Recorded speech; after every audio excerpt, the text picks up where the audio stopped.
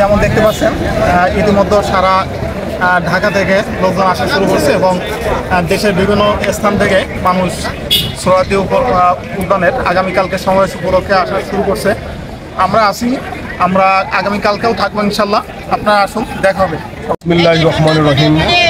সম্মানিত দেশবাসী, আপনারা জানেন আগামীকাল বাংলাদেশ জামায়াত ইসলামী জাতীয় সমাবেশ ঐতিহাসিক সোহরাওয়ার্দী উদ্যানে। এই সমাবেশকে কেন্দ্র করে ঢাকা শহর সহ সারা বাংলাদেশ উৎসাহ উদ্দীপনায় পরিপূর্ণ।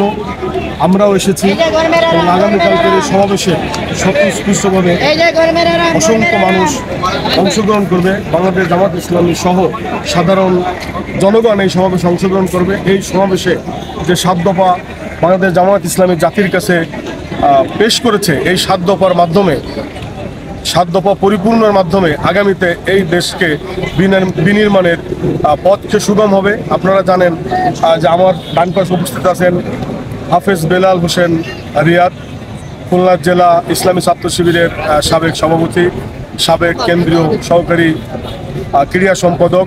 আমার পাশে উপস্থিত আছে তেরোখাদা ইসলামী ছাত্র শিবিরের সাবেক সভাপতি তাওহিদুর রহমান সহ প্রিয় ভাইরা। আমরা এখানে এসেছি আজকের এই উৎসব পরিবেশ দেখার জন্য। তো এখন একটু কথা বলবে আমাদের বেলাল। আপনারা যেমন দেখতে পাচ্ছেন ইতিমধ্যে সারা ঢাকা থেকে লোকজন আসা শুরু করছে এবং দেশের বিভিন্ন স্থান থেকে মানুষ সোহরাওয়ার্দী উদ্যানের আগামীকালকে সমাবেশ উপলক্ষে আসা শুরু করছে। আমরা আগামীকালকেও থাকবো ইনশাল্লাহ। আপনারা আসুন, দেখা হবে সবার সাথে। আসসালামু আলাইকুম। আসসালামু আলাইকুম সম্মানিত ভিউয়ার্স, আমরা পৌঁছে গেছিলাম বাংলাদেশ জামায়াত ইসলামী জাতীয় সমাবেশের স্টেট পরিদর্শনের জন্য। আমি এখানে দেখতে পাচ্ছি বাংলাদেশ ইসলামী ছাত্র শিবিরের সাবেক কেন্দ্রীয় সভাপতি, ঢাকা মহানগর দক্ষিণ শাখার সংগ্রামী সেক্রেটারি, কেন্দ্রীয় কর্মপরিষদ সদস্য জনাব শফিকুল ইসলাম মাসুদ, এবং উপস্থিত আছেন বিশ্ববরেণ্য আলেমে দ্বীন কোরআনের পাখি আল্লামা দিলওয়ার হোসেন সাইদি সাহেবের সুযোগ্য সন্তান জনাব মাসুদ সাইদি। আর সকাল থেকে তো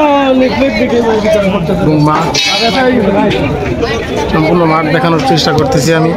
আমাদের সামনে উপস্থিত আছেন আমাদের সংগ্রামী তাওহিদ ভাই, এবং মেডিকেল ক্যাম্প কোথায় আছে, এত অনেক বড় জায়গা যার কারণে এক ভিডিওতে আনা সম্ভব হচ্ছে না। স্টেটটা অসাধারণ, এক কথায় ভেরি নাইস।